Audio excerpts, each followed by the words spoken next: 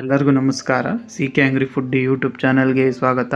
ಇವತ್ತು ಮಜ್ಜಿಗೆ ಮೆಣಸಿನ್ಕಾಯಿ ಯಾವ ರೀತಿ ಮಾಡೋದು ಅಂತ ನಾನು ತೋರಿಸ್ಕೊಡ್ತೀನಿ. ಇದು ಬೇಸಿಗೆ ಆಗಿರೋದ್ರಿಂದ ಇವಾಗಲೇ ಹಾಕ್ಕೊಂಬಿಡಿ, ಮಳೆಗಾಲಕ್ಕೆ ತಿನ್ನೋಕೆ ಸೂಪರ್ ಆಗಿರುತ್ತೆ ಒಂದ್ಸಲಿ. ಹಾಗೆ ಹೊಸ್ದಾಗಿ ನೋಡ್ತಿರೋ ನನ್ನ ಚಾನಲ್ನ ಸಬ್ಸ್ಕ್ರೈಬ್ ಮಾಡ್ಕೊಳ್ಳಿ.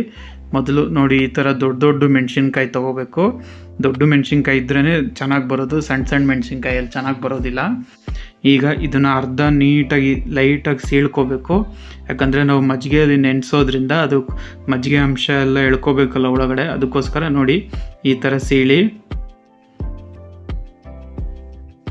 ಇಷ್ಟೇ, ಜಾಸ್ತಿ ಸೀಳೋಕೆ ಹೋಗ್ಬೇಡಿ, ಒಂದು ಚೂರು ಲೈಟಾಗಿ ಸೀಳಬೇಕು. ಈಗ ನಾನು ಎಲ್ಲನೂ ಇದೇ ಥರ ಸೀಳ್ಕೊತೀನಿ. ನೋಡಿ, ಈಗ ಎಲ್ಲ ಮೆಣಸಿನ್ಕಾಯಿನೂ ನಾನು ಇದೇ ಥರ ಸೀಳಿದ್ದೀನಿ.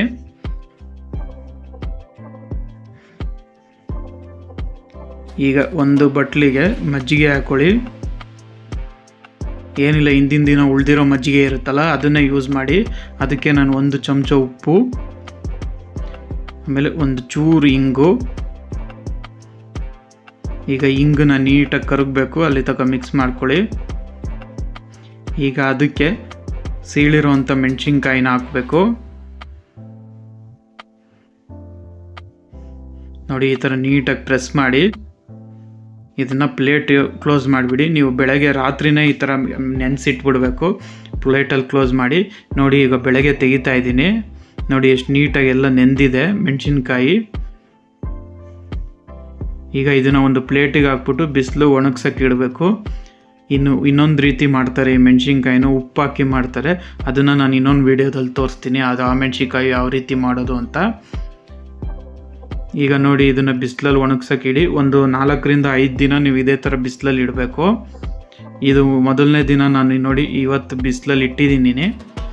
ನೋಡಿ, ಇವತ್ತು ಸಾಯಂಕಾಲ ಈ ಥರ ಆಗುತ್ತೆ ಬಿಸಿಲು ಹೋದ್ಮೇಲೆ. ಇದನ್ನು ಮತ್ತೆ ಅದೇ ಮಜ್ಜಿಗೆಗೆ ನೆನೆಸಿಡಬೇಕು ರಾತ್ರಿ. ಹಿಂದಿನ ದಿನ ಯಾವ ಮಜ್ಜಿಗೆಯಲ್ಲಿ ನೆನೆಸಿಡ್ತಿರೋ ಆ ಮಜ್ಜಿಗೆನ ಹಂಗೆ ಇಟ್ಕೊಳ್ಳಿ. ಅದಕ್ಕೇ ಮಾರನೇ ದಿನವೂ ಬಿಸಿಲಲ್ಲಿ ಒಣಗಿದ್ಮೇಲೆ ಮತ್ತೆ ಈ ಥರ ನೆನೆಸ್ಬೇಕು. ಈ ಥರ 1-2 ದಿನ ಮಾಡಬೇಕು ನೀವು. ನೋಡಿ, ಇವಾಗ ಬೆಳಗ್ಗೆ ಆಗಿದೆ. ಈಗ ಮತ್ತೆ ಇದನ್ನು ಪ್ಲೇಟಿಗೆ ಹಾಕ್ಬಿಟ್ಟು ಬಿಸಿಲಲ್ಲಿ ಒಣಗ್ಸೋಕ್ಕಿಡಿ. ಈಗ ಇದನ್ನ ಒಂದು 4 ರಿಂದ 5 ದಿನ ಇಟ್ಟರೆ ನಿಮಗೆ ಪೂರ ವೈಟ್ ಕಲರ್ ಆಗುತ್ತೆ.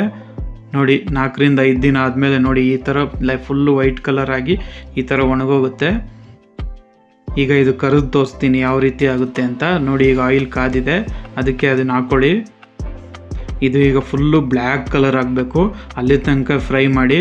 ಇಲ್ಲಾಂದರೆ ನಿಮಗೆ ಖಾರ ಆಗ್ಬಿಡುತ್ತೆ, ತಿನ್ನೋದಕ್ಕಾಗಲ್ಲ. ನೋಡಿ, ಫುಲ್ಲು ಇವಾಗ ಕಪ್ಪಾಗಿದೆ. ಈಗ ಇದು ರೆಡಿಯಾಗಿದೆ. ನೋಡಿ, ಬಾಳ್ಕ ಮೆಣಸಿನ್ಕಾಯಿ, ಮಜ್ಜಿಗೆ ಮೆಣಸಿನ್ಕಾಯಿ ರೆಡಿಯಾಗಿದೆ. ಹೇಗೆ ಬಂತು ಅಂತ ಕಮೆಂಟ್ ಬಾಕ್ಸಲ್ಲಿ ತಿಳಿಸಿ. ಹಾಗೆ ಹೊಸ್ದಾಗಿ ನೋಡ್ತಿರೋರು ನನ್ನ ಚಾನಲ್ ಸಬ್ಸ್ಕ್ರೈಬ್ ಮಾಡ್ಕೊಳ್ಳಿ. Thank you.